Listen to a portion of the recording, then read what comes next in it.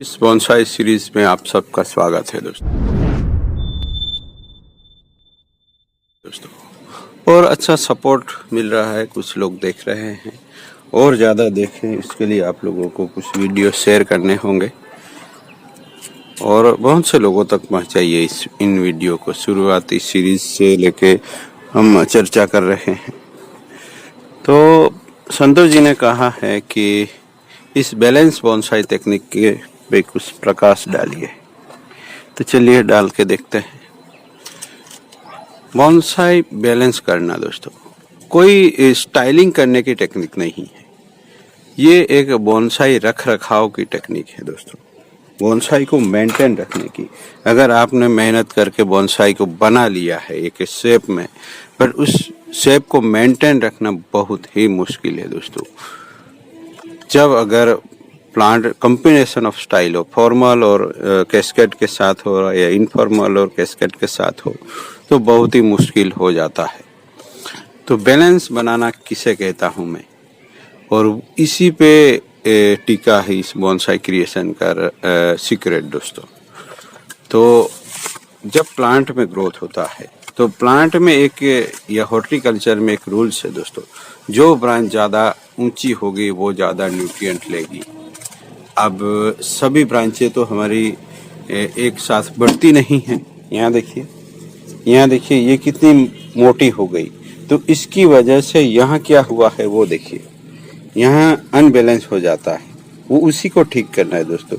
यहाँ दूसरी ब्रांचें भी है मगर वो बिल्कुल भी ग्रो नहीं कर रही है। तो हमें जो उन ब्रांचों को प्रमोट करना है जो ग्रो नहीं कर रही, तो कैसे करेंगे? तो इससे जो ज़्यादा बड़ी हुई ब्रांच है उसको हम काट देते हैं, तो यहाँ न्यूट्रिएंट जो पहुंचता है वो बैलेंस हो जाएगा। उसको भी काट देंगे तो ये ग्रो होगी और इसी में से कुछ और ग्रो हो जाएगी। इसी तरह हम पूरे प्लांट में पिंच कर देते हैं। तो किस लिए पिंच करते हैं? प्लांट में न्यूट्रिएंट को बैलेंस करने के लिए दोस्तों। इन्हीं कारणों की वजह से कई सारे हमारे बोनसाई प्लांट की कैनोपी खराब हो जाती है दोस्तों। यहाँ देखिए कि एक ही ब्रांच बढ़ती है, ये नहीं बढ़ रही, तो उसके लिए हमें दूसरी ब्रांचों को कट कर देना है। सभी प्लांट में यही होता है। ये देखिए यहाँ ये लोअर ब्रांच बिल्कुल भी बढ़ नहीं रही है, अपर ब्रांच बढ़ गई। तो यही बैलेंस टेक्निक है दोस्तों। उसे समझ लिया तो फिर आपका प्लांट बूसी हो जाएगा दोस्तों। और एक चीज उसमें जोड़ देता हूँ मैं, अनवांटेड चीजों को निकाल देना। एक्स्ट्रा ब्रांच भी ग्रो होने नहीं देनी है दोस्तों। तो यही हो गई हमारी बैलेंस बोनसाई तकनीक दोस्तों, जिसमें हम प्लांट को इस स्ट्रेटेजी के तहत ट्रिम करते हैं कि सभी जगह एक साथ और एक समान न्यूट्रिएंट भिजवा पाए सभी ब्रांचों में, सब ब्रांच जो भी हो। और अनवांटेड चीजें उसको बेकार होने से बचाना है, यहाँ बेकार हो रहा है। तो यही तो है बैलेंस बोनसाई। मैं सिखा चुका हूँ दोस्तों, आप लोगों को सिर्फ एहसास कराना है कि क्या है। यहाँ देखिए यहाँ अनबैलेंस हुआ पड़ा है, यहाँ अब हमें नहीं चाहिए वैसी ब्रांच है, तो उन ब्रांचों को कट करके इस तरीके से ट्रिम कर देना है दोस्तों। यही है बैलेंस करने का तरीका। और इसी से आप कहीं यहाँ देखिए यहाँ बिल्कुल भी ग्रोथ नहीं हो रहा है। ये चीजें मैं सिखा चुका हूँ पहले कई बार, मगर मैं उसको पर्टिकुलर आज हम उसका एक सब्जेक्ट बना के ले रहे हैं, जिससे सब लोगों को समझ में आ जाए। ये चीजें सभी प्लांट के साथ करना है। इसमें सीजन नहीं रुकावट डालता दोस्तों। अभी विंटर है फिर भी ये ट्रिमिंग में कर रहा हूँ। क्योंकि प्लांट तो ग्रो कर ही रहा है, भले ही उसके बाद ग्रोथ हो या ना हो मुझे कोई पड़ी नहीं है, मगर जो ग्रोथ हुआ है उसको मैं गंवाना नहीं चाहता। अगर आप भी इस तरह कुछ ग्रोथ को लॉस नहीं करना चाहते तो ये ट्रिमिंग जरूरी है। ये नहीं करेंगे तो ये नीचे वाली ब्रांचें कभी बढ़ नहीं पाती। और ऐसा करने से पूरे प्लांट में इक्वली न्यूट्रिएंट डिस्ट्रीब्यूट होगा, जिसकी वजह से आपका प्लांट का शेप है वो बहुत ही अच्छे से बना रहेगा दोस्तों। तो इसे ही नाम दिया है मैंने बैलेंस बोनसाई तकनीक। इसी की वजह से पीपल में कई सारी ब्रांचें चली जाती है दोस्तों। पीपल में हम पिंच करते हैं तो 2 ब्रांचें कभी निकलती ही नहीं। बरगद में भी ऐसा ही होता है। इसीलिए इस तरह बैलेंस अगर करेंगे तभी हम कुछ ब्रांचिंग करने के के लिए हम अपने प्लांट को तैयार कर सकते हैं। तो विंटर होते हुए भी दोस्तों यहाँ देखिए ग्रोथ तो हो ही रहा। बीच वाली ब्रांच ही हटा देते हैं जिससे ये ग्रो करती रहे, ये साइड वाली हटाते हैं जिससे ये ग्रो करे। तो इस तरीके से पूरे प्लांट में बैलेंस बिठा के रखना है दोस्तों। यहाँ भी तो एक साथ सभी ब्रांचों में कर रहे हैं।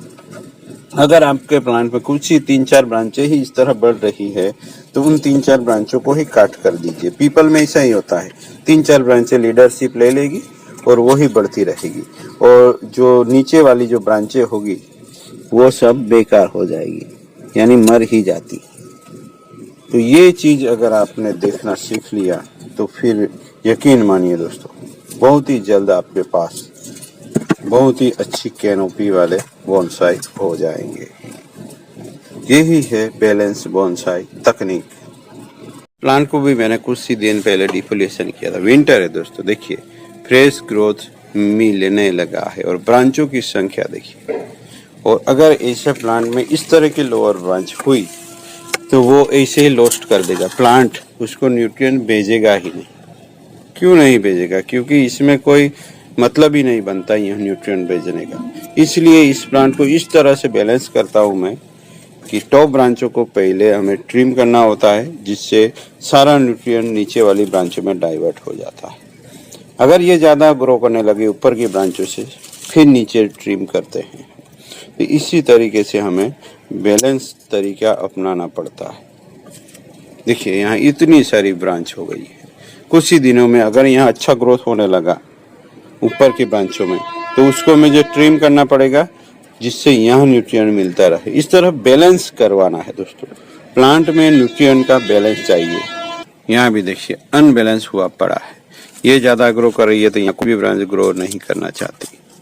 तो इस तरीके से दोस्तों विंटर है फिर भी हम ऐसा ट्रिमिंग कर रहे हैं। ये नहीं ट्रिम करेंगे तो फिर यहाँ सब गड़बड़ा जाता है। जो ब्रांच ग्रो हो रही है वही ग्रो होती रहती है और कुछ हो नहीं पाता।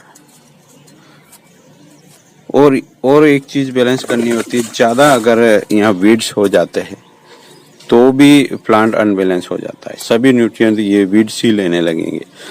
तो जो एक्स्ट्रा हो जाते हैं उन सबको खींच लीजिएगा। मैं बाद में खींच लूँगा। तो इतना ज़्यादा कचरा भी नहीं होने देना है कि प्लांट सर्वाइवल मोड में आ जाए, क्योंकि हम यहाँ लिमिटेड न्यूट्रिएंट देते हैं और वो भी ये सब वीड्स लेने लगे तो फिर तो प्लांट का न्यूट्रिएंट बैलेंस यही मूड से ही खराब हो जाएगा। तो ये सब भी पिंच करना जरूरी है। तो प्लांट को सभी तरीके से, इसलिए एक साथ 2 प्लांट है तो कौन सा प्लांट ज़्यादा ग्रो कर रहा है वो भी देखना होगा, नहीं तो उन दोनों में से एक ही ज़्यादा ग्रो करेगा। अगर अगल बगल में प्लांट रखे हैं और किसी प्लांट का एरियल रूट यहाँ घुस गया आके और वो हेल्दी हो गया तो इस प्लांट को मुश्किल हो सकती है।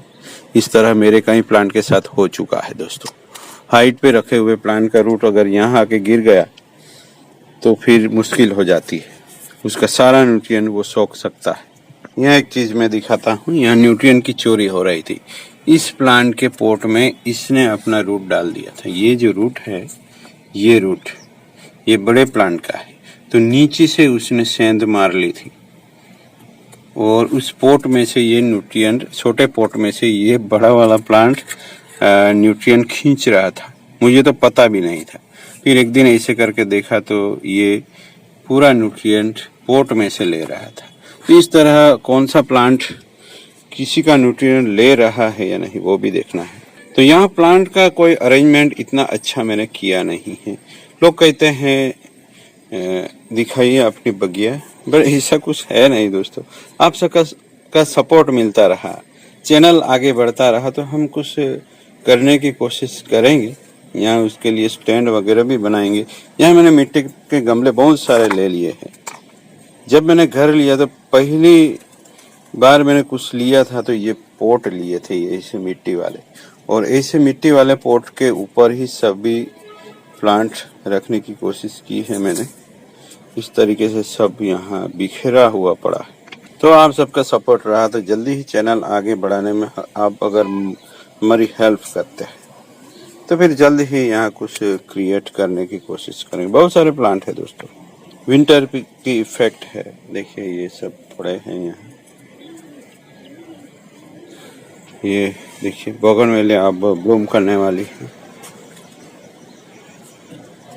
ये देखिए उसको तो आप यहाँ से हटा भी नहीं सकते दोस्तों। तो मिलते हैं, उम्मीद है वीडियो पसंद आया हो। Thank you for watching.